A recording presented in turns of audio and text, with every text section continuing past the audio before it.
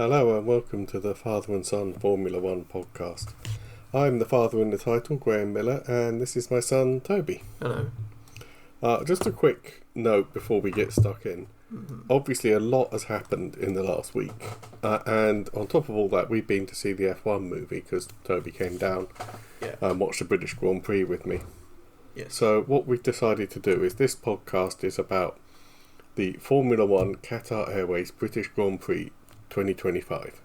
So we're just going to cover the whole weekend, and then we'll do a kind of another one probably before Belgium, and that will cover the F1 movie and what we thought, and probably a good half hour of Toby picking holes in it. Yeah. And also the oh my god, they sacked Christian Horner. Yeah, and other rumours and gossip. Well, yeah, I mean, sort of thing. There's a lot that kind of feeds into that as well. Yeah. So before we get sucked into that, yes, the British Grand Prix. Yeah, it was.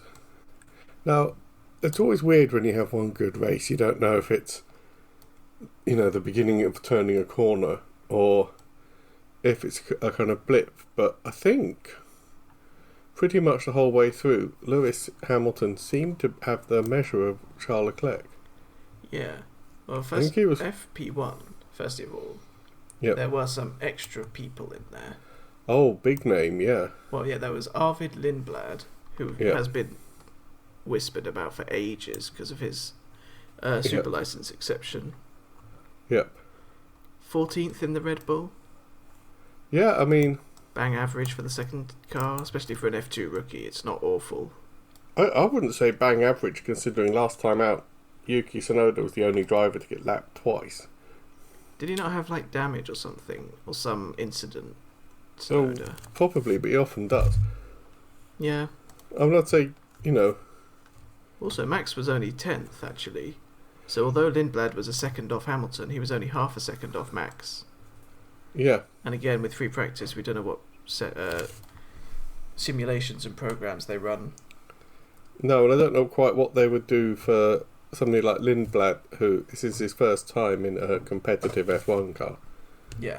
We're not quite sure. I mean, nowadays they do testing of previous cars, or they give him an older car on a test track and stuff. Yeah, they do that. But this is his first time out. Yeah. And also we have Paul Aron, who I've been waiting to see, to be honest, because he's really good in F2. Yeah. Is he leading? Or he was leading at one point, wasn't he? Yeah. And weirdly, he's the Alpine reserve driver. Yes. And he got a deal to drive for Sauber. Yeah. Which, I'm not entirely sure which way round that would have happened. Did Alpine want to get rid of him? Or did Sauber not have any reserve drivers? I'm actually just found an article about it. Hold on.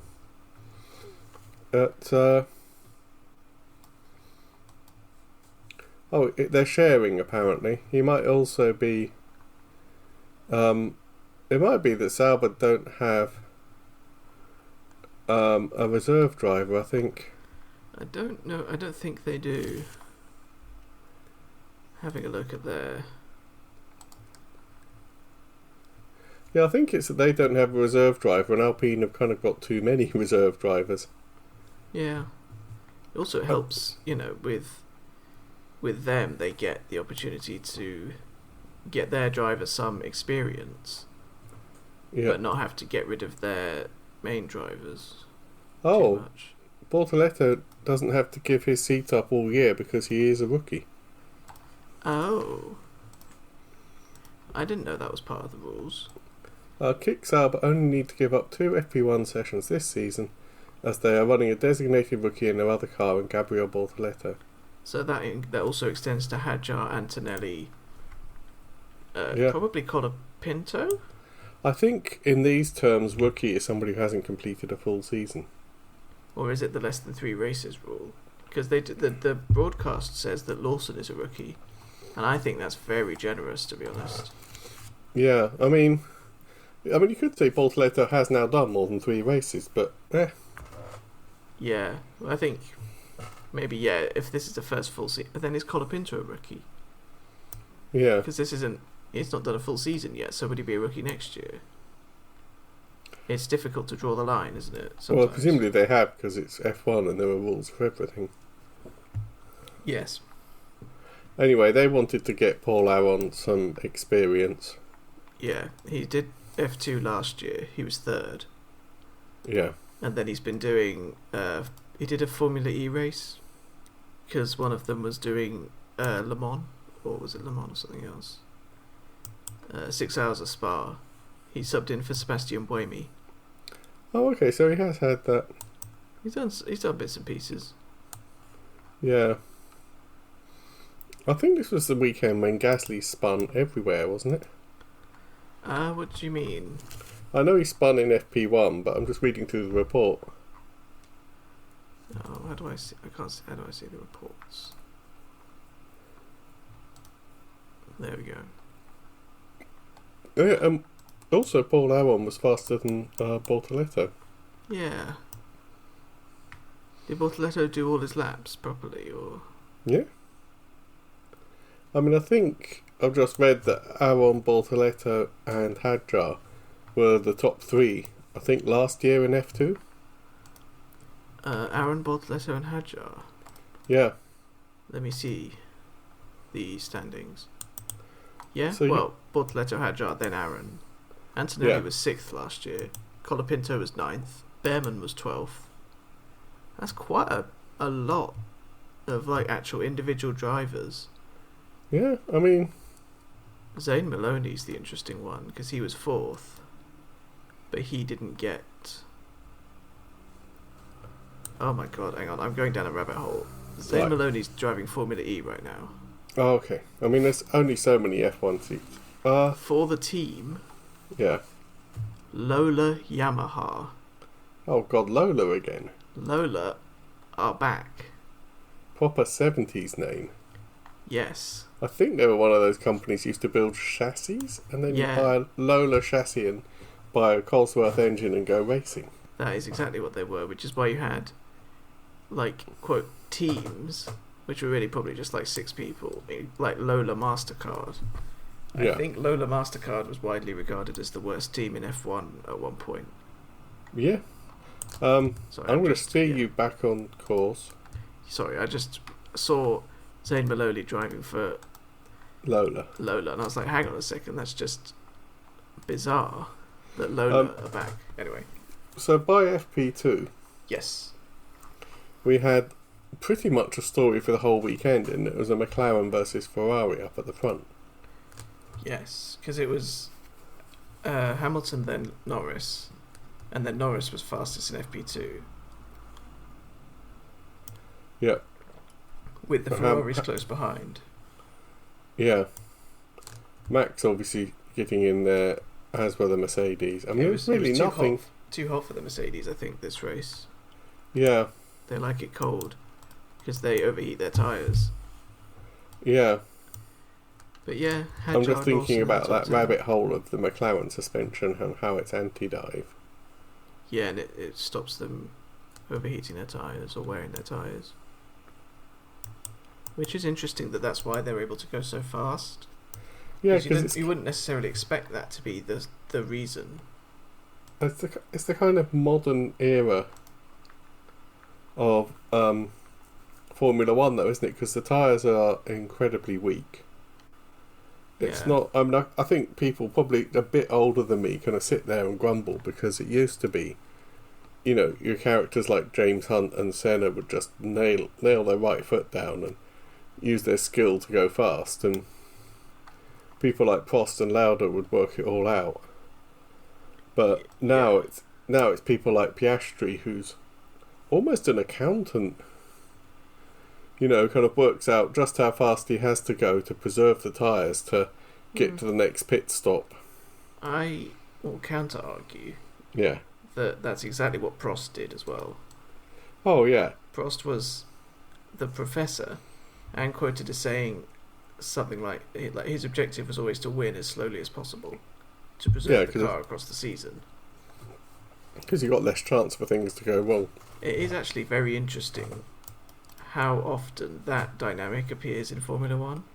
Yeah. The cold, analytical, maybe slightly off-putting in a way, driver who's like, well, it's obvious, it's all just physics. But when you've got Prost and Lauda, and maybe others, Rosberg was a little bit like that as well. Yeah. Versus the sort of passionate, fiery, much more attention-grabbing Senna, Hunt, who were like, oh, it's just go fast, old boy. Yeah, but and actually, now most of the time it's the calculators who actually win more. I mean, now you've got the kind of, even within one team, like Norris is all there with like his social media and his profile, and he's got a cheeky smile, and but he's also very open about his like mental health and stuff. Yeah, he's very kind of very hard on the sleeve. Piastri is a bit more cold and kind of like, I don't know.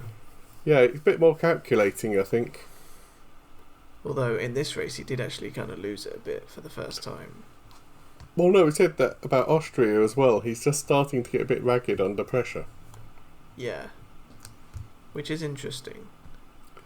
Yeah, I mean, he's very, very young and he's in his third season. Yeah. If he can find his composure when he's a bit older and more mature and still be at that point in his career when he's in a winning car, he will be unstoppable. I mean, he almost is now. But again, well, we'll get to what happened later. Yeah. What were we even talking about to start with? Yeah, like, it's all about tyres now. Yeah. And I think you're right. Lots of drivers have come to be a bit more, calculating. I mean, it was Alonso who said that the fastest way around a track now is to drive your car at 80% of its capability. Yeah. That probably was always true, because otherwise they'd just explode back in the day. Well, yeah. I do think it is a bit like how old people get annoyed at young people, but they've been doing it forever. I think some Formula One fans will always look at last season and go, oh, it was way better then. Even though back then they were saying, oh, it was better in the 80s. And you're right. In the 80s, people were saying, oh, it was better in the 50s. And I mean, you look at, like, say, 2023, where Red Bull lost one race and won all the others. Yeah. But then you look at, like, was it 88 with Williams? In McLaren it was. McLaren, yeah. Same thing. Exactly the same thing. Or like when Schumacher was on peak form. Or Vettel, for that matter. You know, ground effect was first in the 80s. Yep. They did that to get rid of dirty air.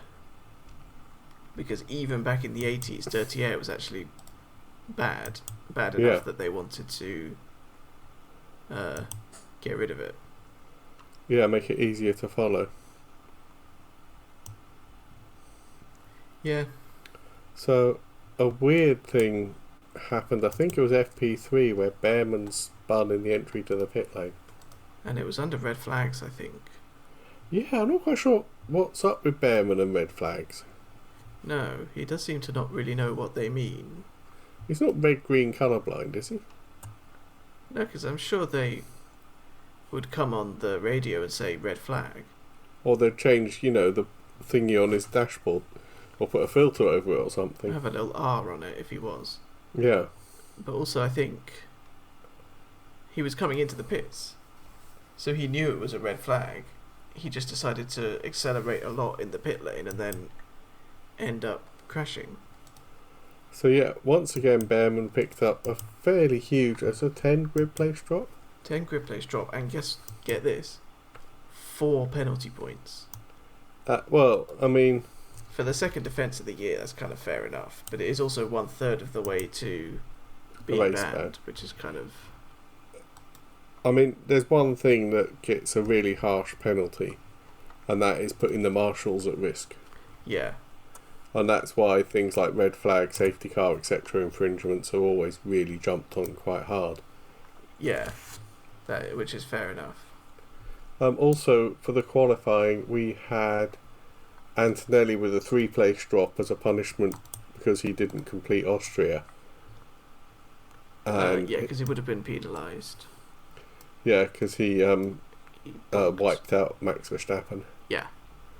And actually, to be fair, that is the kind of thing that needs punishing because he ruined Max's race.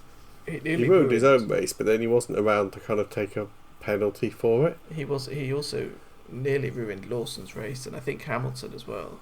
Yeah, I mean, it was very... It was just, it was just like reckless.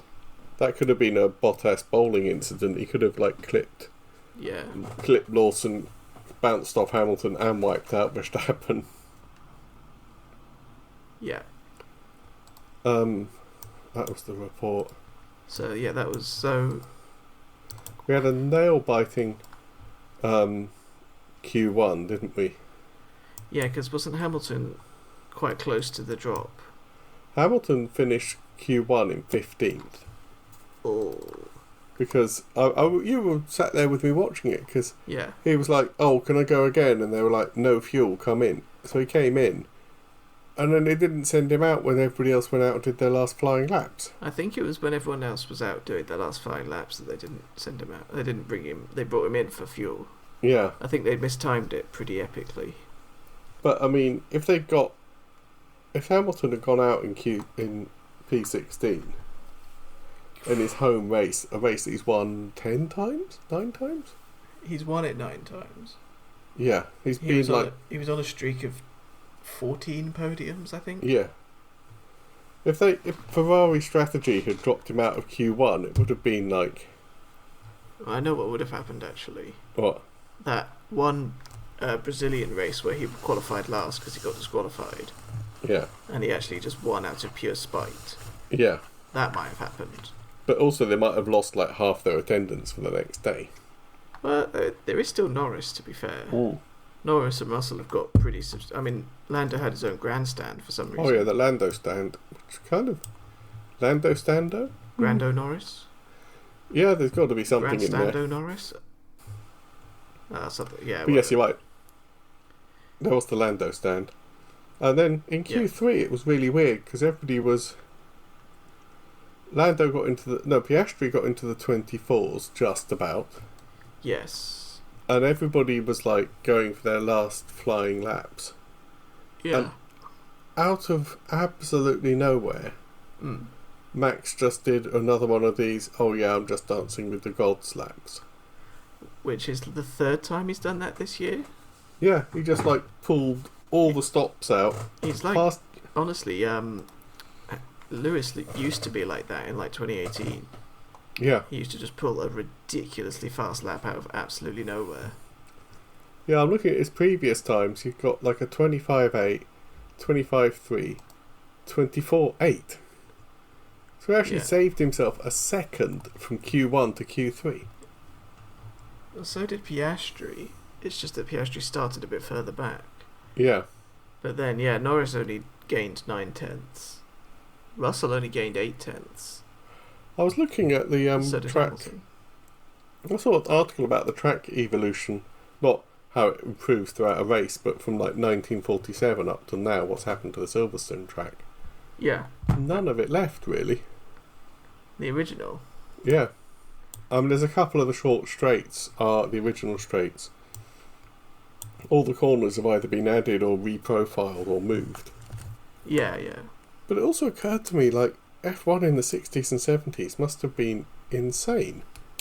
Because sometimes you had tracks like Silverstone look like it was about 1.5 miles long. Like the original one.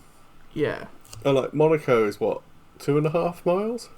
Yeah, something like that. It's really short, Monaco. But then you go to like Spa and Nürburgring and you've got 12 or 14 miles through the forests. Yeah. So it's like one day you're doing like 100 corners through a forest and the next day you're doing 15 corners down by the Mediterranean. Yeah. It's just really odd. It is. Well, it was very weird back then. And you had like African races in the jungle at some points and... Yeah.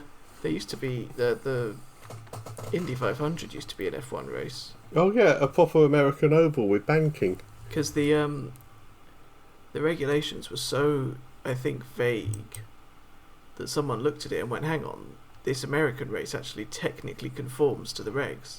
And obviously money. And so they went, oh yeah, well, this is part of the championship then. Which does mean there's a very small handful of American racers who technically have like a 100% win rate in F1. Because they entered like the first, second or third Indy 500 to be included and won it. Yeah.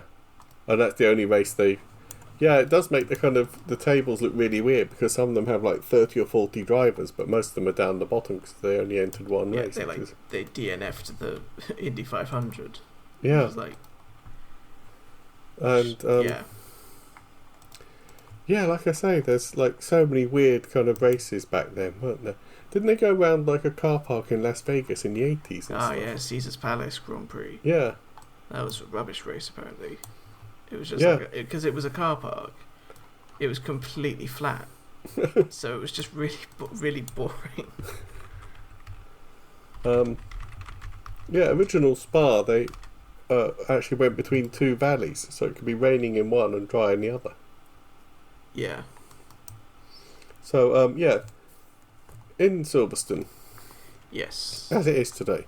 Yes. Max got pole, Piastri second, Yep. Norris third, Russell fourth, and Hamilton fifth. And I said that's hilarious because it was like Verstappen, Norris, and Hamilton, the three drivers who probably crashed into each other the most, like line astern. Yeah, it was actually. The thing about Hamilton at those times, he did a 25 dead in Q2, which is like pretty comfortably the fastest time of Q2 by like 0.3. Yeah. But then he did a 25 dead again in Q3. And that was only good enough for fifth. So he kind of reached his ceiling very early. Yeah. Although he gained 1.2 seconds from Q1 to Q2. Which is actually ridiculous. So again, I think, and he qualified ahead of Leclerc, which he hasn't done very often. No. So, as you said, he's got the measure of Leclerc this race. And it's a bit hard to see whether that will be... Is that just because it's the home race? Or is it, the beginning of a turning point? Yeah, then the grid got shaken up because Antonelli was 7th and went down to 10th. Sainz got dropped in Q2 and made it up. He started 9th, yeah. It was a very weird grid. Behrman, I think, was... Behrman got into Q3, actually, didn't he? He qualified 8th, so even with his massive penalty, he only started 18th. Which could have been worse. And then Hulkenberg started 19th. Yeah. Yeah. Yeah, Hulkenberg, Colapinto, Lawson, Bortoletto, Stroll, and nothing too surprising about the Q3s. Sonoda got it up into 12th, actually, which is kind of appalling considering it's like a second pole. Yeah, it's not nearly a second behind the pole setting lap, but considering how badly everything else has been going, Albon in 13th is a bit weak for him. He's normally really good at qualifying. Yeah, Alonso back in the top 10 as well. Yeah, kind of best of the rest actually. I mean, Alonso, Gasly, and Behrman. It's nice to see Behrman up there. Another home race. All 4 British drivers in the top 10. Yeah, of qualifying. Into Q3 rather, before they got penalties. Before Behrman got a humongous penalty. Yeah. I think an all British podium. It's more and more likely now that Max isn't as competitive. Yeah. Hamilton in a Ferrari should be on the podium at some point. Yeah, I mean, Russell and Norris have been there. Leclerc's got 2 or 3 podiums, so the car is capable of it. Yeah, I think Hamilton just needs to bed into the team, to be honest. Yeah, like I say, all these clickbaity articles keep making up all these stories about how unhappy Hamilton is, and actually, if you watch him and watch his body language and hear him talking to the press, he's like, I wasn't expecting anything great from this season, and yeah. He he knew he wasn't going to win the championship this year. Yeah. So, yeah. I think apparently it's Frederick Vasseurs' contract renewal is coming up. Ah, I see. But the rumours are they're going for unity and continuity, so he'll probably get it. Yeah. Contracts are a big thing at the moment, aren't they? Yeah. And then we get to the race. Yes. So It was really odd. It was Britain in June. July? July. Just about. So there was rain. Obviously. And we were really confused because we saw the starting grid and it looked like it was dry. It had rained and we thought nobody's going to know their setup because it scrubbed all the rubber and the marbles and the oil and everything off the track. Yeah, the F2 and F3 races had been soaked, torrential rain. Like, I think they stopped the F3 race early because it was too dangerous. So we thought it would be a green track, like going out on Friday morning to kind of find your way around and see what's there. Yeah. I mean, also it goes without saying that Silverstone is a very established track. I mean, I think it's something like every weekend there's something, whether it's Ginettas or Classics or drifting or track days. I think it's, one of the busiest tracks. But yeah, when they took the tyre blankets off on the grid, they were all on intermediates, weren't they? Yeah. And you're gonna have to... Oh, it was... Sainz got stuck on the grid? No, that was Austria. Oh, right, yeah. So, they did a formation lap. There was quite a lot of spray, especially in the last sector. Was that under the safety car, the formation lap? I think it was, which they don't normally do. They normally just are allowed to do it themselves. Yeah. Some drivers came in. I might have to actually find the... I might have to find the report itself, not just the results or the pit stop summary. Yeah, because some drivers came in after the formation lap to go straight onto slicks. Yes. I mean, really, the whole story of the race was... Okay, one sec. I'm just... Oh, Colapinto started from the pit lane as well. The formation lap was behind the safety car. Russell, Leclerc, Antonelli, Hadjar and Behrman got slicks put on after the formation lap. Yeah.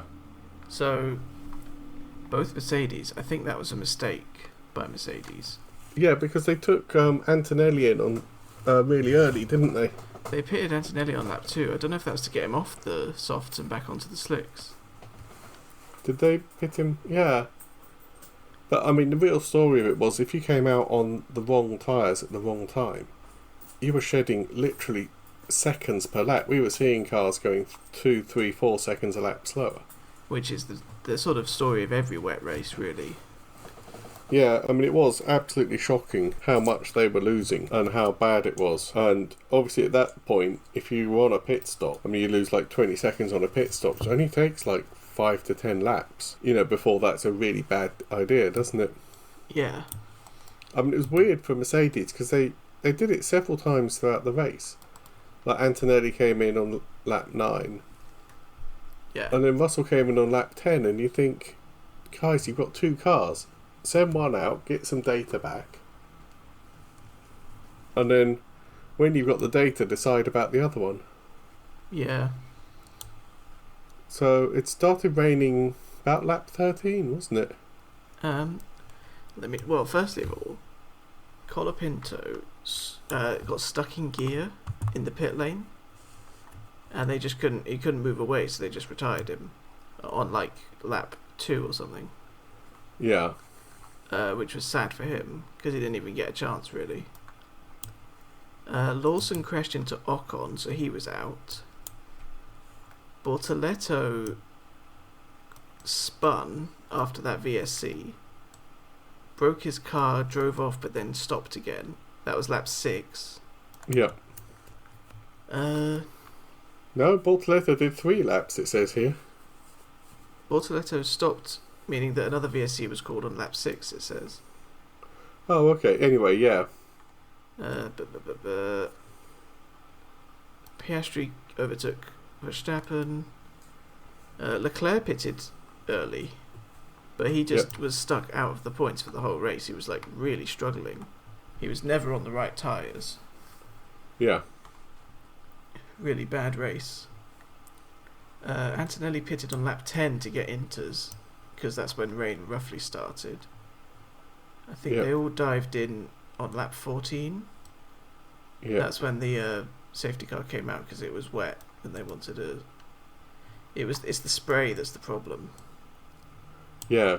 Because the tyres can cope with it. It's just that with the spray they can't see.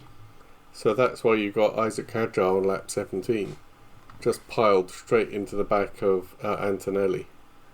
Yes. Wiped out most of his front wing.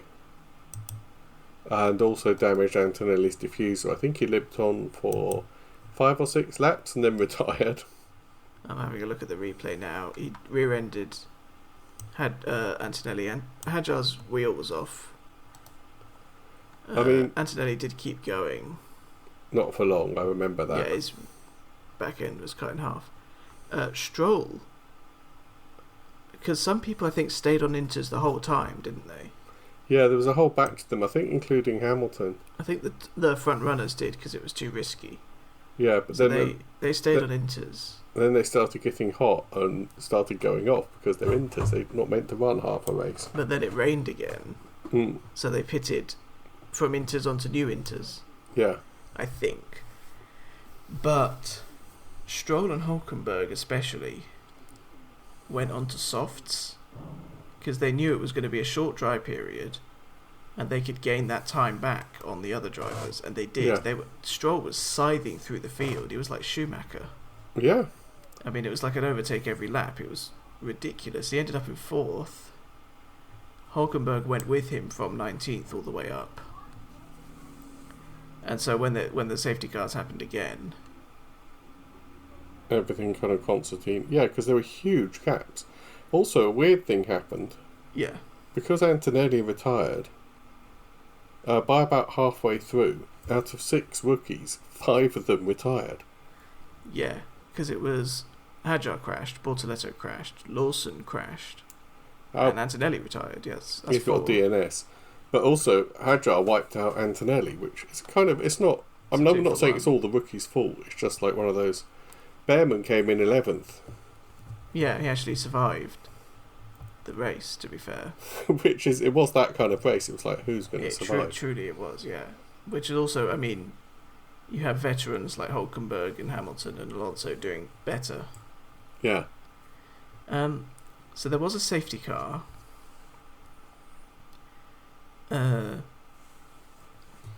Safety car came again. Piastri braked too much.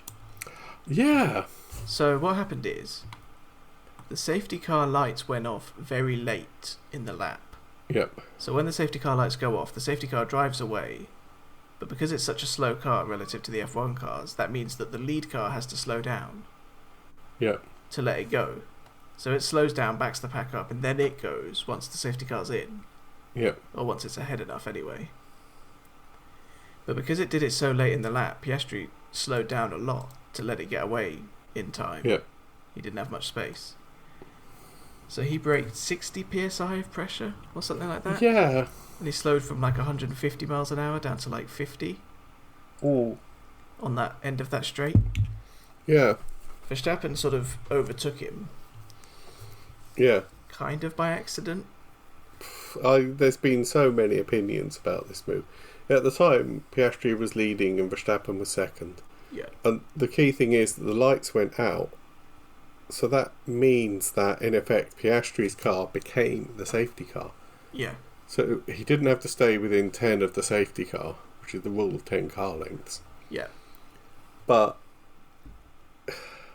some people are saying that if you watch the telemetry, Max waited a second and a half and then made it look more dramatic by nearly overtaking and then caused the ripple back down. Yeah. I mean, I find it really weird because it's almost carbon copy of what happened in Spain. Canada. Was it Canada with Russell? Yeah. Okay. Yeah, sorry. Yeah, it was Canada where Russell also brake checked Verstappen effectively. But then you see, I mean, you kind of think if it happens twice and Verstappen's the common factor, is Verstappen deliberately late braking and then swerving to make it look more dangerous? Is that his sort of MO in that scenario? His kind of gameplay. It's very odd. I mean, the upshot of it was it was going at the time, I think, Piastri, Max, Lando. Yeah. And they gave Piastri a 10-second penalty for it. Yes. Which is a bit... Which he was very annoyed about. Yeah, and again, like we're saying, this is the start of him seeming a bit ragged. It didn't make much difference because they... as soon as Piastri crossed the start-finish straight, Max spun, I think, didn't he? Yeah. He spun on like the final penultimate corner or something. Yeah. And ended up way down the order. I think he dropped down to 10th. I think the commentator said that was him just getting a bit annoyed and a bit heated. Yeah. And kind of, giving it too much right foot and just spinning around. Quite uncharacteristic for Verstappen, because he's usually amazingly good in the rain. His car control is just, he puts the car where he wants it. So I do think, there's something to that, I think. It was a very odd situation. I mean, at the end of the day, you've got to lean back and say, well, look, the stewards have access to all the onboards from everywhere. They have access to the telemetry. Yeah. They can go back to the previous laps and the previous safety cars when Piastri was leading.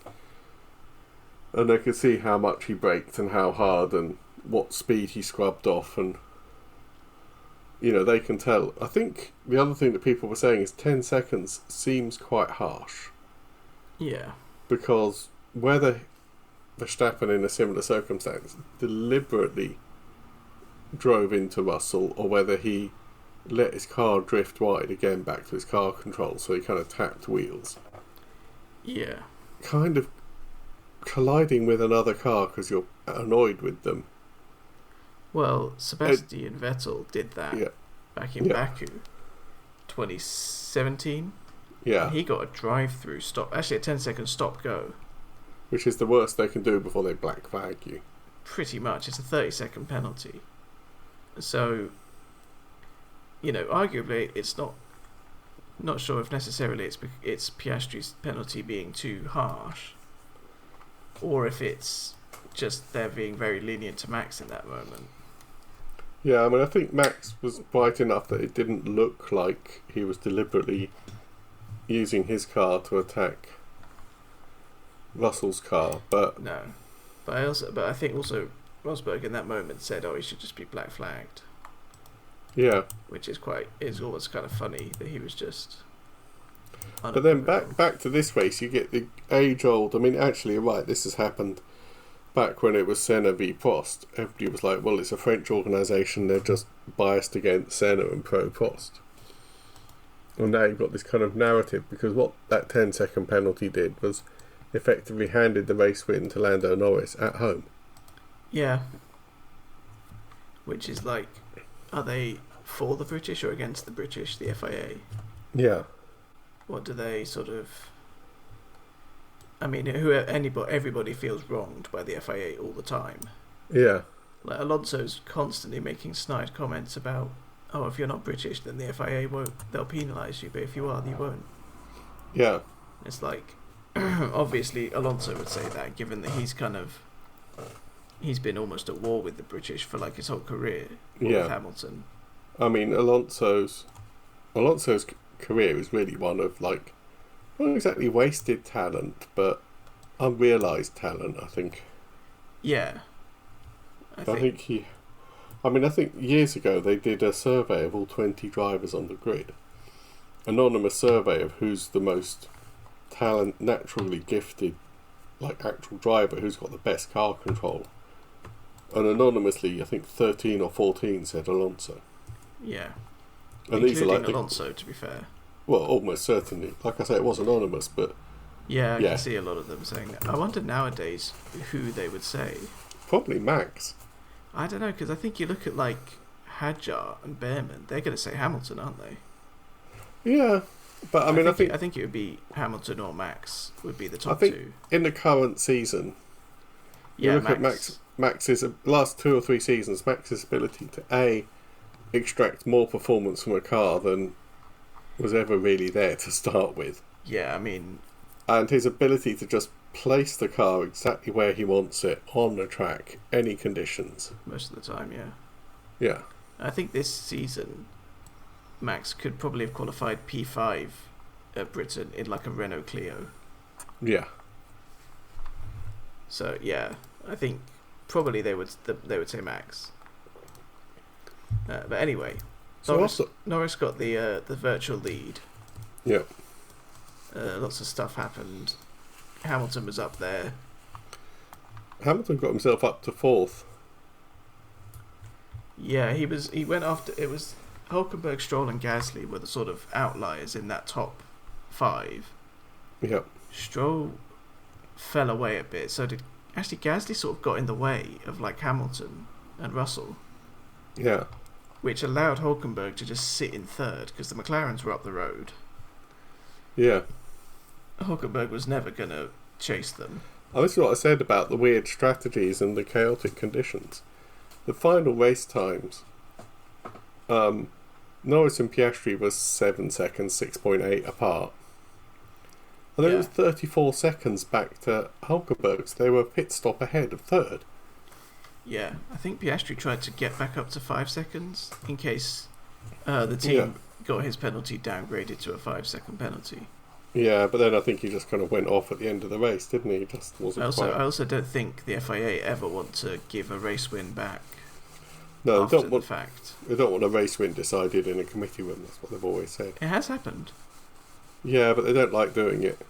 Once I can remember. I think it was Fisichella got a win off of Raikkonen. And there have been like podiums where the next race they've got somebody up onto the 3rd step because. Yeah, I think Sainz but that's usually got that. Sainz's first podium was in a McLaren. But I think that's more that they penalise the guy in 3rd than. Yeah, rather than they don't reverse things. No. Too often. Yeah, so there was a whole pit stop back to Hulkenberg. Yeah. Hamilton was closing Hulkenberg down, so he got within about 5 seconds. Yeah, we were watching the gap from Hamilton to Hulkenberg. It got down to like 3 seconds at one point. But then Verstappen was another 16, 17 seconds back. Yeah, he was just doing his recovery after his spin, I think. And then there was a whole clutch of roughly the same place on the track of Verstappen, Gasly, Stroll and Albon. Yeah, and even Alonso was kind of coming up to the tail of that group. Yeah. And then Russell took the final 1 point. Yeah, Russell really struggled, I think. They just got the strategy epically wrong. One thing that went wrong for Red Bull, I've just remembered. Yeah. They did their classic Red Bull tactic of go out on the Friday and be quite rubbish. They were half a second off the pace on the Friday free practices. I'm just having a quick look. Yeah, Max was like half a second off the pace, 10th and 5th on Friday. Yeah. So they went back out and into the simulator on Friday night, which is, their MO. We know it's what they do.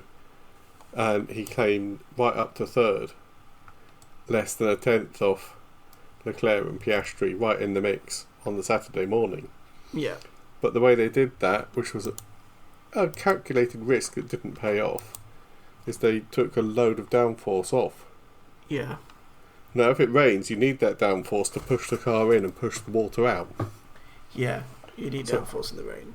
Inadvertently, they just set it up for the worst wet weather setup they possibly could. Yeah, so they had no grip in the wet.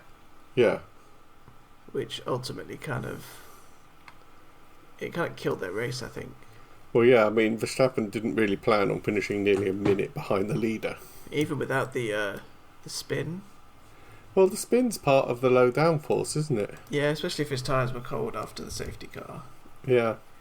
Yeah, I think even if he hadn't spun, he probably would have gone backwards. Yeah. I mean, given that Lewis had 17 seconds on him, that kind of time difference, he'd have just gone past him like he was stationary. Yeah. So, I mean, the major thing out of all that was Hulken podium. Yes, so Hulkenberg got a podium after 293 races. 239? Oh yeah, which is the longest anyone has ever gone before getting a podium in Formula One ever. Yeah. 239, most starts without a win and most starts before a podium. Yeah. So, yeah, I mean, he's been around for ages. Well, we keep saying this, that Hamilton came along in 07. Yes. And he immediately set the world on fire. Yeah. He was the next big thing, basically. And then in 2010, Hulkenberg came along. And Hulkenberg was kind of... I remember it at the time, actually. He was like, oh, yeah, he's going to be the next big... the next big driver, the next multi-champion, etc. And I know people love, bigging people up, but he really was. He was hyped up, yeah. Hyped, that's the word, yeah. Yeah. I mean, he got a pole position, even, in 2010. Yeah. But no... I mean, I think a number of things happened. I think I don't like saying it, but he was around when Vettel was around. And we've talked about it before. There was this period from 2010 till now, which is 15 seasons. Yeah. Where, with one blip, it was Vettel, Hamilton, Verstappen. Yeah, four champions across 15 years. But, in a way that kind of implies he wasn't quite good enough. But there was he's quite... I mean, I'm not being kind of horrible about it, but they had really tight weight limits, and he's 6'1" and quite broad. Yeah. So no matter how good his skills were, because of the way the cars were built at the time, that was costing him tenths per lap. Yeah. And I know people like Bottas have joked about getting eating disorders, and actually I saw an interview with... Not an interview, but it was Charles and Lewis chatting, kind of to the camera, obviously. Yeah. They weren't just being bugged or spied on. Yeah. And they were like, oh, what's the first thing you do when you get up? And Lewis was like, oh, well, when I wake up, I get on the scales, and if I'm... And he looked at Charles and went, what is it now, 80, 81? And Charles was like, 81. He says, yeah, if I'm 81 kilos or over, then I know I'm going to have a day of fasting and not eat till the evening. Because you've got to keep your weight under the limit. Yeah. And he kind of... That's not actually terribly healthy. They were kind of joking about it, but they're kind of supermodels in a way. It's oh no, I put on 1.5 kilos, that's terrible. Yeah, I think, Bottas was quite vocal about how it kind of messed him up quite badly. And I know now they've changed the weight rules quite a lot to make it a bit more sane. Yeah, because there are other... Hulkenberg, but also Russell's quite tall. Ocon's tall. Behrman's quite tall, but he's also quite lanky. Yeah, I mean, Russell's quite thin. I mean, they all are because they have to be. What's that? They all are, really. Yeah. I suppose someone like Tsunoda can probably be a bit more kind of... rounded. Yeah, normal, let's say. Yeah, it is kind of... I mean, they're not going to be overweight anyway, because they are actually athletes. Yeah, and they're very fit. It is very physical, driving an F1 car. I mean, actually, I remember now, the reason for it is that they have a minimum weight the cars are allowed to be, including driver. Yes. You'll see at the end of the race, they get their gloves, their helmet and their hands device and step on the scales and get given a slip of paper with their weight on for scrutineering. Yeah. But what the teams were doing to the cars were adding their weights into it to bring it up to the minimum weight, because they'd made it obviously as light as possible. But they do that low down underneath. But yeah, they can put those straight into the floor. So for somebody like Hulkenberg, who weighed a bit more, the weight would move a bit higher up, which would then make it handle a bit worse and a little bit less stable. Yeah. Yeah. Whereas a smaller, lighter driver, like Tsunoda, would sit in the same place, but they'd be led right across the floor, which would lower the centre of gravity. Yeah. And I mean, if they're really short, what's the limit? Is 81? Or what? Is that the minimum weight limit of the driver, or? I'm not sure. Can't be, because some people who are very short could be 60 kilos. Yeah, I think I can't remember, but I think the FIA have changed the rules, so it's a bit healthier now. Yeah. But anyway, apart from that rabbit hole, Hulkenberg got a podium first time in 239 race starts. And now, Toby and I have disagreed about this. I couldn't actually find it anywhere on YouTube or on the F1 website.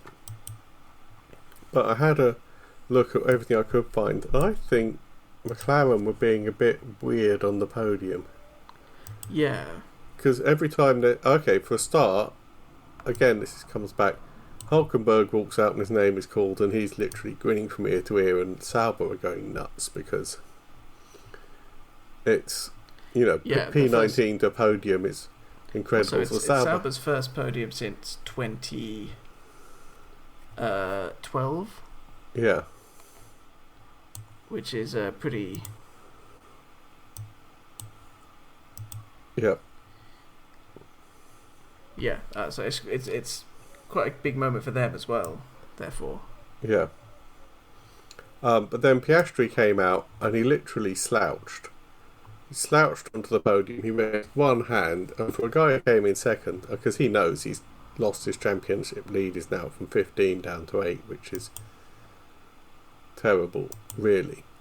And it's down to like an unfair penalty. Well, he sees as unfair. I think it was... Yeah, it's tricky, isn't it? I mean, I think from in the cockpit, he obviously saw it as... And also, I find it quite weird that, like, Norris, obviously, he's got his home win. But you kind of like...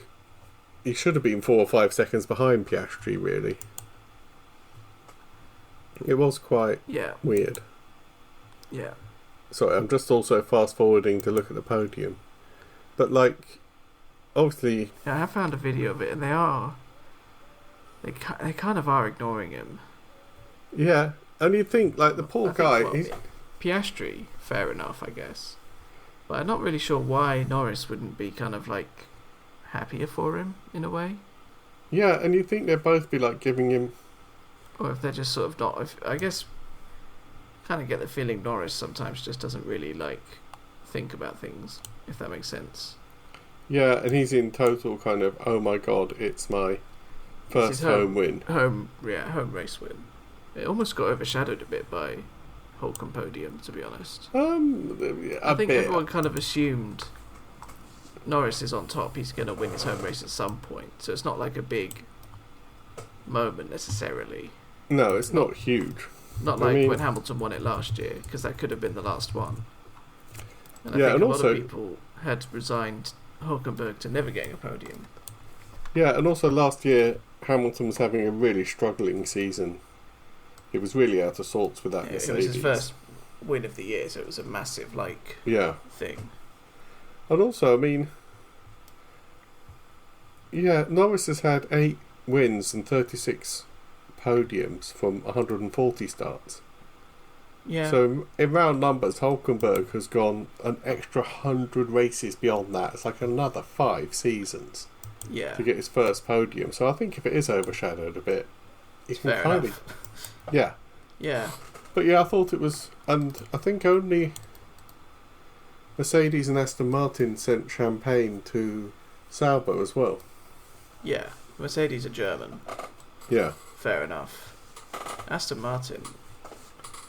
I don't know what Aston Martin would. It's just kind of nice, I think. It's just a bit of class, really, isn't it? Yeah.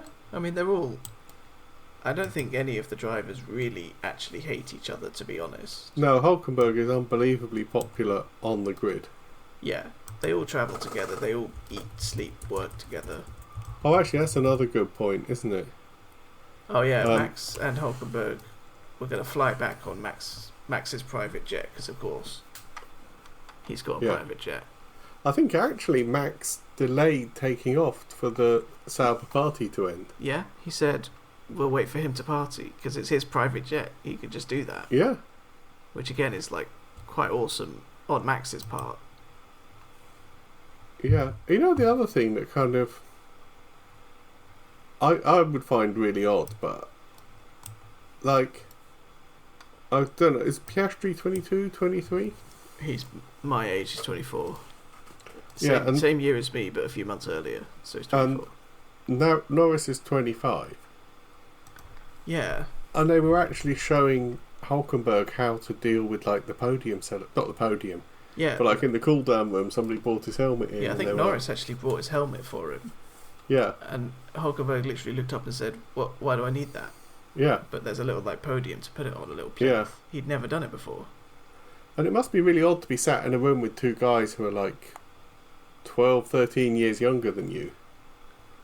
Yeah. And they're like, oh, this is his 36th podium. I'm not quite sure what Piastri's stats are, but it's probably fairly similar. They're both just like 36 podiums for Norris.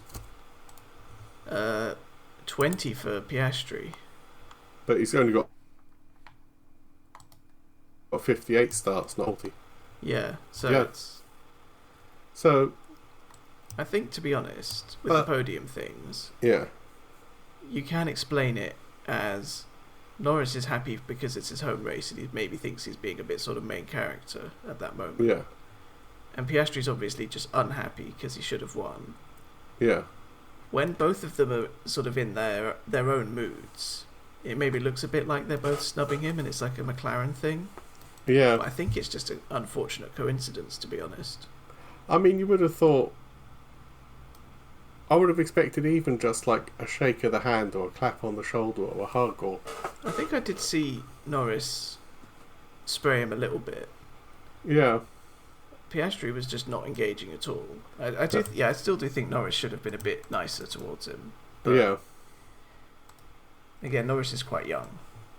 Yeah. So we can't kind of expect them as people to be kind of perfect all the time. No. Do everything perfectly.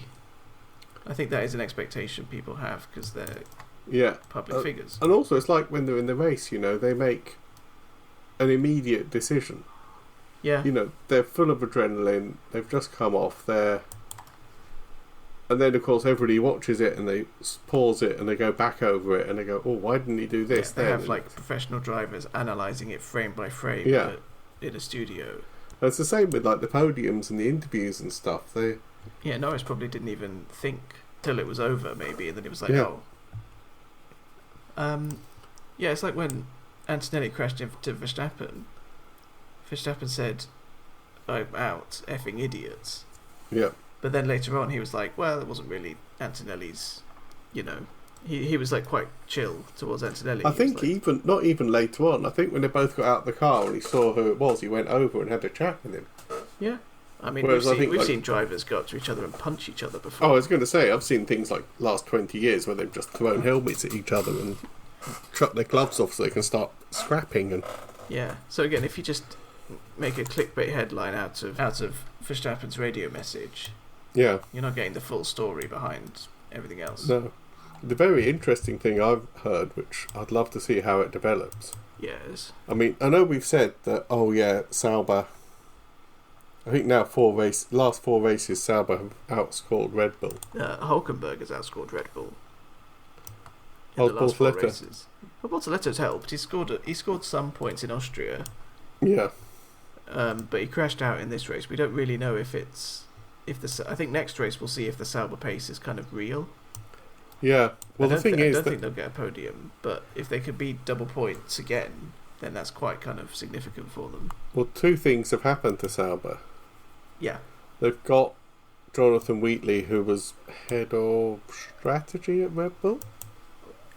I think so, or technical director. Yeah, and also they are going to be Audi next year. He was the sporting director of Red Bull. Yeah. And the chief mechanic of Benetton. So but they're going to be Audi in a minute. They're rebranding. Going to suddenly get money. Yeah, because Audi is the A in the VAG, the Volkswagen Audi group. Oh yeah, they're one of the big ones, aren't they? Audi? They're absolutely huge.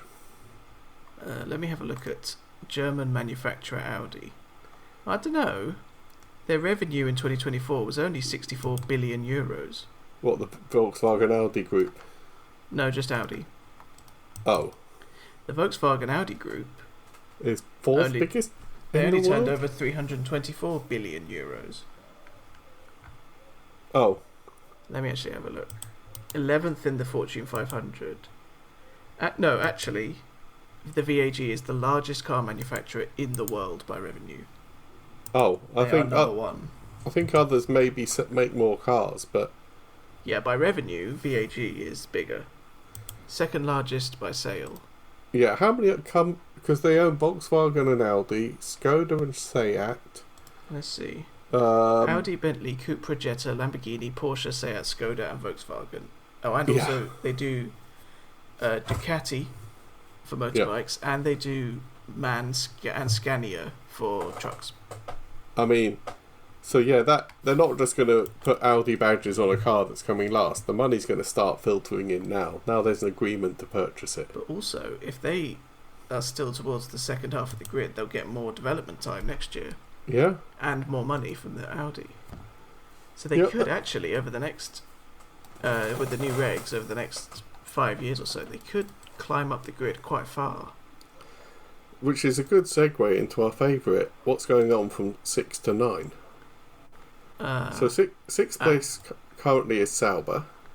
Somehow, yeah, 15 points from Hulkenberg has skyrocketed them past Aston and Haas and RB. Well, Racing Bulls and Aston Martin are both on 36. Yeah. Haas are now down on 29, which is quite a long way past the 41 of Sauber. It's a bit, yeah, it's unfortunate that Behrman didn't score big, I think. Yeah. That's the main thing. So, yeah, the other big thing is because Hamilton came in fourth and both Max and Russell had a bad day. Yeah. Ferrari are now second. In the constructors, with no victories, which is quite funny.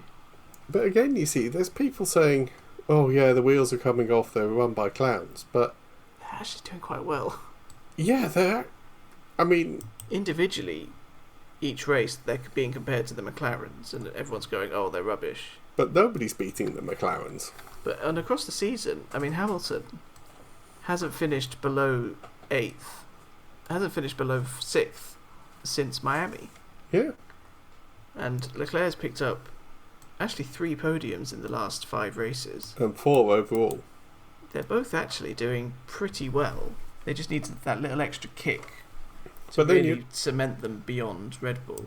We're halfway through the season, exactly. We've had 12 races out of 24. Yes. Of those 12 races, McLaren have won 9. Yeah. And there's 2 for Red Bull and 1 for Mercedes, so which I think expecting Ferrari to be up there is a bit... Yeah, this is McLaren's year for sure, for once. But I think the difference is that Red Bull have got Max and Mercedes have got George, but Ferrari have got 2 drivers who are not quite as close as the 2 McLaren drivers, but they're actually... Well, they're only 16 points apart. Yeah. Which, Russell's on 147, Antonelli's on 63, so he's more than double. Yeah. The Red Bull gap doesn't even really bear talking about. 16-fold, I think you'll find. Yeah. Whereas, Russell and Hamilton, the Ferrari drivers, are adjacent in the championship, which is why they're both so... The team overall is so high up. It's a good year for the constructors. Yeah. Not as good for the drivers of Ferrari. Yeah. Because individually, either of them would be back in P5, P4 behind Red Bull if only one of them was contributing. Yeah, but this is without going too much into our big discussion about what went wrong with Christian Horner. Yeah. This is the big failing of Red Bull. They've never managed to optimise that second seat, not since Miami last year when Perez's form tanked. Even back in the Red Bull when it was Ricciardo, they had 2 drivers that were very good and evenly matched, but they decided just to favour Max all the time.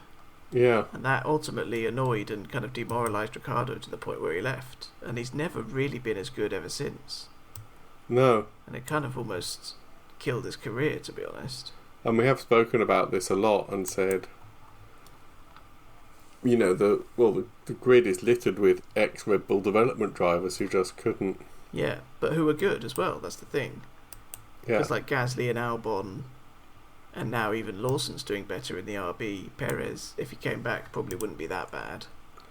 Yeah, I mean, Lawson's had... I can't remember where... he crashed out in the rain.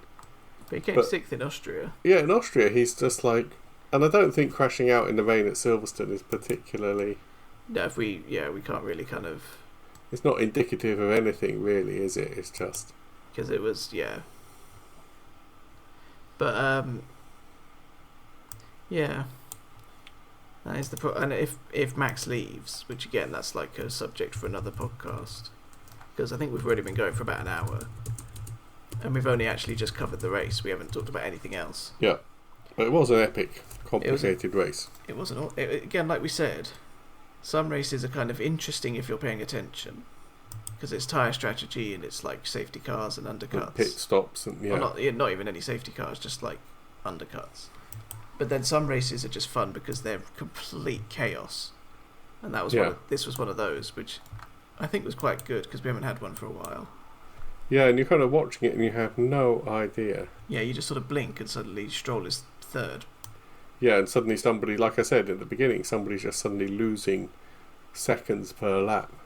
And then you kind of look and you think, Hulkenberg's in third, but it's only like 10 laps from the end and all the pit stops are done. Surely he can't actually get third, and then he does. Yeah. It was a good race. Yeah, so we'll come back hopefully before Belgium if we can make our diaries line up. Yes. And talk about the F1, the movie. And also the fact that something happened at Red Bull. I'm not quite sure. We'll have to dig through the headlines to find it. Oh, some senior management at Red Bull got sacked. I don't remember who, though. Yeah. Anyway, it's quite a long time till Hungary. It's we've got Belgium in a couple of weeks. Yeah. So is it? So hang on. 1 week. Oh, it's 2 weeks in between. So it's, Belgium's not next week. It's the week after. Yeah. So we could do an intermediate podcast of next weekend. Yeah. And then it's a double header, Hungary and Belgium and Hungary, and then it is, I think, properly 3 week summer break before Zandvoort. Yep. Yes. Cool. Okay then. That was Britain. Thank you for listening. Yep. I'm Graham. I write mystery novels as Graham H. Miller. Mm-hmm. This is Toby, who's official Tibby. It's doing really well, your channel, isn't it? Yeah, I haven't uploaded in a while, but I'll get back to it. No, he's got a proper job, that's the problem. Yeah. Oh, well. Yeah. Okay, thank you and goodbye. Yeah, bye.